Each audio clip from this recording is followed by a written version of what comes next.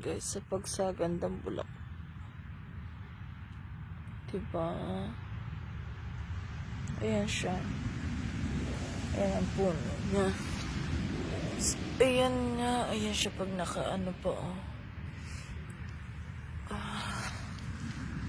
Oh, ayan siya. Ayan talaga. Ayan. Ang ganda-ganda niya. So, ayan ang kanyang puno.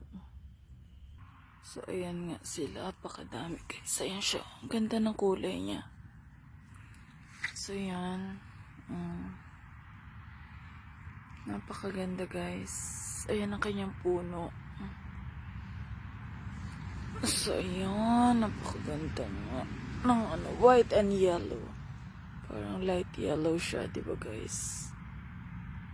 May nakuha na naman tayong bagong bulaklak sa kapaligiran dito sa farm.